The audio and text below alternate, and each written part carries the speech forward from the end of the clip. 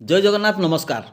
आसतु नजर पकईवा आज top news update कौन सब रही किंतु ता पूर्व आपण मानक गोटे अनुरोध भिडटी संपूर्ण देखि सुचिंतित मतामत दिंतु। जो मैंने चैनल को प्रथम कर सब्सक्राइब करूँ एवं आसुवा बेल आइकन को प्रेस करूँ जहाँफल प्रत्येक नूतन भिडर नोटिफिकेशन आप सर्वप्रथम पाइपर। तेज आसतु नजर पकईवा आज प्रमुख खबर गुड़िक उपर। आज प्रथम खबर थाना पशिले आउ हंगामा कले महिला थाना अधिकारी सहित अन्य महिला अधिकारी दुर्व्यवहार करें युवक। कप्तिपदा थाना भितर घटी एक घटना। एक मामलार भद्रलोक साजी कप्तिपदा थाना को आसते बालेश्वर जिला धरमपुर अंचलर युवक दीपक सिंह थाना भितर बसता बेले अचानक से कप्तिपदा थाना अधिकारी समेत इन्स्पेक्टर एवं अन्य महिला अधिकारी को खराब भाषा गालीगुलज करने सहित थाना हंगामा करते, जहां नहीं कप्तिपदा थाना अप्रीतिकर परिस्थिति सृष्टि होता। पुलिस उक्त युवकों को गिरफ्त करने सहित नाम मामला रुजु कर अधिक तदंत जारी रखी। परवर्ती खबर बसिंगा थाना संतरा पंचायत अधीन मलकडीटारे ट्रेन धक्कार जनिक व्यक्ति मुंडगंडी अलगा हो सहित शोचनीय मृत्यु घटी। मृतक जनक होउचंती मलकडी ग्रामर रविंद्र सिंह बयस 54 वर्ष। सूचना मुताबक बुधवार राति प्राय 9टा समय रविंद्र रणधारणा उपरे शोता बेले बांगरीपशी रुपसा अभिमुखे जाऊथुबा मेमो ट्रेन रविंद्र को उपरे माड़ी जाइथिला।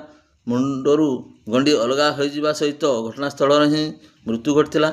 जीआरपी पुलिस घटनास्थल पहुंचा पूर्व परिवार लोक मैंने रणधारणा मृतदेह उठाई नहीं। परवर्ती खबर मयूरभंज जिलार कुसुमी जामुदा विषय और बहलदा ब्लॉकर विभिन्न शिक्षानुष्ठान भूमिज जनजाति ऑल अनल लिपिर वार्षिक परीक्षा सफलतार सहित अनुष्ठित हो जाइछि। बहलदा ब्लॉकर ब्राह्मणबस शगड़भंगा पोखरिया बड़केडम सुरदा फिटकाटांडी रे परीक्षा संपन्न होइछि। सुरदा फिटकाटांडी रे अनुष्ठित वार्षिक ऑनलाइन परीक्षा केन्द्र रे ग्राम प्रधान अनंत मुंडा हातुनाया प्रकाश मुंडा देहुरी सोनिया मुंडा डाकुआ गुडरू मुंडा एवं शिक्षक विश्वनाथ सरदार जवाहरलाल मुंडा सहित संयोजक शंकरलाल मुंडा उपस्थित रही। चलित वर्ष 4000 रु अधिक छात्र छात्री यही परीक्षा देइछंती।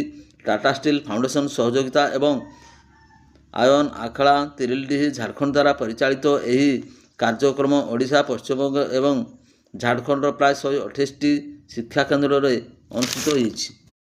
परवर्ती खबर खुंटा थाना गोपबंधुनगर ब्लॉक साईकुला पंचायतर सिराथली अंचलर जड़े बालिका चलित वर्ष मैट्रिक परीक्षा देइछंती। मात्र बालिकाटी घरे न जणाई कुआड़े चली जाइथिला। ए संपर्क में बालिकार बापा कुआमरा फांडी में लिखित अभियोग करथिले। पुलिस यथाशीघ्र से बालिका को निकटस्थ साईकुलार उद्धार कर परिवार वर्ग को हस्तांतरित करिछि। परवर्ती खबर बहलदा दे अतिक्रम करथा 220 नंबर रांची विजयवाड़ा जातीय राजपथ बहलदा शिरडीसाही आईटीआई छक निकट में बुधवार अपराह एक कार और बाइक मध्य घटिया दुर्घटना बाइक आरोही गुरुतर आहत होइछंती।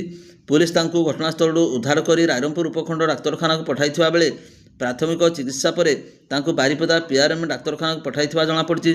संकटापन्न अवस्था युवकों को परिचय मिल पारि नथिबा बेले JS05CN 6564 नंबर विशिष्ट दुर्घटनाग्रस्त बाइकटी झारखंड सड़ईकला खरसुआ जिला अंतर्गत आदित्यपुर शिल्पांचल अंतर्गत भाटिया बस्तीर कुंती देवी स्वामी सुरेश पासवान नाम पंजीकृत होइछि।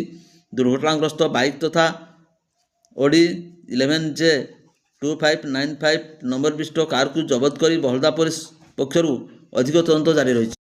परवर्ती खबर एप्रिल 1 ठारू राज्य में जनगणना कार्यक्रम आरंभ। यही परिप्रेक्षी में मयूरभंज जिलार रायरंगपुर पौरपालिका तरफ पौरपालिका कार्यनिर्वाही अधिकारिणी शंकुतला हांसदा तत्वावधान में जनगणना शुभारंभ होइछि।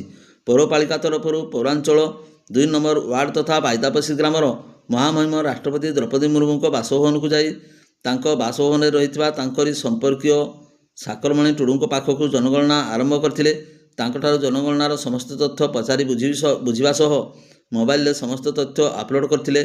पौरपालिका कार्यनिर्वाही अधिकारी शकुंतला हांसदा जनगणना अधिकारी स्वरूप महंतो एक्जिक्यूटिव मेप प्रियंका दलनायक रायरंगपुर पौर कर्मचारी चिन्मय नायक मनोज मंडल प्रमुख सामिल होते। से द्वितीय पर्यायर 12 नंबर वार्ड इचिंडा ग्राम में रोथुआ वीरचक्र शहीद नंदुराम सोरेन को बासभवन को जाई तांको पत्नी लक्ष्मीमणि सोरेन को ठारू जनगणना संबंधी समस्त तथ्य अपलोड करथिले।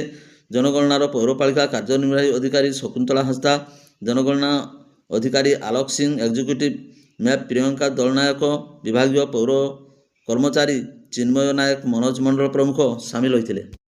ପରବର୍ତ୍ତୀ ଖବର, ବେତନଟୀ ମୁଖ୍ୟ ରାସ୍ତା ବଙ୍ଗଳା ଛକଠାରୁ ଚଣ୍ଡୀ ମନ୍ଦିର ଛକ ଦେଇ ଗ୍ରାମ ପଞ୍ଚାୟତ କାର୍ଯ୍ୟାଳୟ ପର୍ଯ୍ୟନ୍ତ ଅମାନିଆ ଦ୍ରୁତଗତି ଚାଳନା ଦ୍ୱାରା ଧନଜୀବନ ନଷ୍ଟ ହେବାରେ ଲାଗିଛି। ଏହାକୁ ରୋକିବା ପାଇଁ ଏହି ରାସ୍ତାରେ ଦୁଇ ପାର୍ଶ୍ୱରେ ଗତି ନିରୋଧକ ଫଳକ ଲଗାଇବା ସହିତ ନିରୋଧକ ହମ୍ପସ୍ ନିର୍ମାଣ କରିବାକୁ ସିଭିଲ ସୋସାଇଟି ପକ୍ଷରୁ ବେତନଟୀ ପୂର୍ତ୍ତ ବିଭାଗକୁ ଲିଖିତ ଜଣାଇଥିଲେ ମଧ୍ୟ ଥାନା ଅଧିକାରୀ ସମେତ ଉପଖଣ୍ଡ ପୁଲିସ ଅଧିକାରୀଙ୍କୁ ପ୍ରଦାନ କରାଯାଇଥିଲା।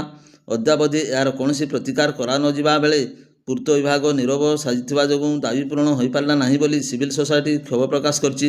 ଏତଦ୍ବ୍ୟତୀତ ଦୀର୍ଘ ବର୍ଷ ଧରି ଖରାପ ରହିଥିବା ଚଣ୍ଡୀ ଛକରେ ବୈଦ୍ୟୁତିକ ସରଞ୍ଜାମଗୁଡ଼ିକୁ ସଜାଡ଼ିବାରେ ଯୋଗୁଁ ଅନ୍ଧାରରେ ଅସାମାଜିକ କାର୍ଯ୍ୟକଳାପ ବନ୍ଦ ପାଇଁ ସ୍ଥାନୀୟ ସରପଞ୍ଚ, ବିଡ଼ିଓ, ସର୍ବୋପରି ବିଧାୟକଙ୍କୁ ମୌଖିକ ସହ ଲିଖିତ ଜଣାଇଛନ୍ତି ବୋଲି ସିଭିଲ ସୋସାଇଟି ସମ୍ପାଦକ ସଚ୍ଚିଦାନନ୍ଦ ମହାନ୍ତି ଜଣାଇଛନ୍ତି। କିନ୍ତୁ ଏଥିପ୍ରତି କାହାରି ନଜର ନାହିଁ।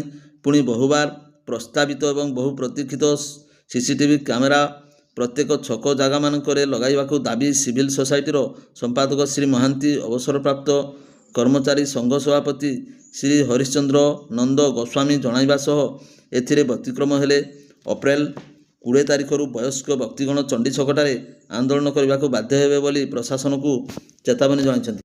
ପରବର୍ତ୍ତୀ ଖବର, ମୟୂରଭଞ୍ଜ ଜିଲ୍ଲା ଝାରପୋଖରିଆ ଥାନା ଗହଳାମୁଣ୍ଡା ଗ୍ରାମର ମୋବାଇଲର ସାମାନ୍ୟ ବଚସାକୁ ନେଇ ଜଣେ ବ୍ୟକ୍ତିଙ୍କୁ ବାଉଁଶ କଟା କୁରାଢ଼ୀରେ ଆକ୍ରମଣ କରି ତାଙ୍କର ମୃତ୍ୟୁ ଘଟିଛି। ମୃତକ ଜଣକ ହେଲେ ଅମୃତ ମହାନ୍ତ। ତାଙ୍କୁ ସଙ୍ଗେ ସଙ୍ଗେ ଆମ୍ବୁଲାନ୍ସ ଯୋଗେ ପରିବାର ଲୋକମାନେ ପ୍ରଥମେ ସିରସା ଗୋଷ୍ଠୀ ସ୍ୱାସ୍ଥ୍ୟ କେନ୍ଦ୍ରକୁ ଆଣିଥିଲା ବେଳେ ପ୍ରାଥମିକ ଚିକିତ୍ସା ପରେ ତାଙ୍କୁ ପିଆରଏମ୍ ମେଡିକାଲକୁ ସ୍ଥାନାନ୍ତରିତ କରାଯାଇଛି। ତେବେ ସେଠାରୁ ଡାକ୍ତର ତାଙ୍କୁ ମୃତ ଘୋଷଣା କରିଛନ୍ତି।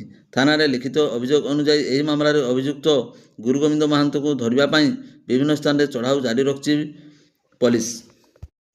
ପରବର୍ତ୍ତୀ ଖବର, ନିଜ ଖୁଡ଼ିକୁ ଡାହାଣୀ ସନ୍ଦେହ କରି ଜୀବନରୁ ମାରିଦେବାକୁ ପୁତୁରା ଉଦ୍ୟମ କରୁଥିବା ଘଟଣା ଦେଖିବାକୁ ମିଳିଛି ମୟୂରଭଞ୍ଜ ଜିଲ୍ଲା ରାସଗୋବିନ୍ଦପୁର ଥାନା ଅଧୀନ ସଂସା ଗ୍ରାମରେ। ସୂଚନା ଅନୁଯାୟୀ ଉକ୍ତ ଗ୍ରାମର ସମ୍ବାରୀ ହାଁସଦା ତାଙ୍କ ପରିବାର ଲୋକଙ୍କ ସହିତ ମଙ୍ଗଳବାର ରାତିରେ ଶୋଇଥିବା ସମୟରେ ରାତି ପ୍ରାୟ 12ଟା ସମୟରେ ଶୋଇଥିବା ଅବସ୍ଥାରେ ନିଜ ପୁତୁରା ଶ୍ୟାମସୁନ୍ଦର ହାଁସଦା ଘର ଲାଇନ କାଟି ଚତୁରତାର ସହିତ ଏକ ପଥର ସାହାଯ୍ୟରେ ସମ୍ବାରୀକୁ ଆକ୍ରମଣ କରିଥିଲା। ତେବେ ସମ୍ବାରୀ ମଶାରୀ ଟାଙ୍ଗି ଶୋଇଥିବାରୁ ସମ୍ବାରୀ ଅଳ୍ପକେ ବର୍ତ୍ତି ଯାଇଥିଲେ ମଧ୍ୟ ଶ୍ୟାମସୁନ୍ଦର ତାଙ୍କୁ ଜୀବନରୁ ମାରିଦେବାକୁ ଉଦ୍ୟମ କରିଥିଲା। ସମ୍ବାରୀ ପାଟି କରିବାରୁ ପରିବାର ଲୋକ ଏବଂ ଗ୍ରାମବାସୀ ଦୌଡ଼ି ଆସି ସମ୍ବାରୀକୁ ଉଦ୍ଧାର କରିଥିଲେ।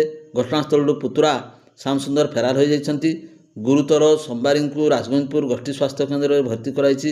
ଖବର ପାଇ ପୋଲିସ ଘଟଣାସ୍ଥଳରେ ପହଞ୍ଚି ତଦନ୍ତ ଆରମ୍ଭ କରିଛି। ସୂଚନାଯୋଗ୍ୟ ଯେ ପାରିବାରିକ କଳହ ସମ୍ବାରୀକୁ ଡାହାଣୀ ସନ୍ଦେହ କରି ପୁତୁରା ଶ୍ୟାମସୁନ୍ଦର ଘର ଛାଡ଼ି ବାହାରେ ରହୁଛନ୍ତି ଏବଂ ଉକ୍ତ ଦିନ ଡାହାଣୀ ସନ୍ଦେହରେ ଜୀବନରୁ ମାରିଦେବାକୁ ଚେଷ୍ଟା କରିଛନ୍ତି ବୋଲି କହିଛନ୍ତି ସମ୍ବାରୀର ପୁଅ ବୋହୂ କାଜଲ ହାଁସଦା। ଭିଡ଼ିଓଟିକୁ ଶେଷ ପର୍ଯ୍ୟନ୍ତ ଦେଖିଥିବାରୁ ଆପଣଙ୍କୁ ଅଶେଷ ଅଶେଷ ଧନ୍ୟବାଦ।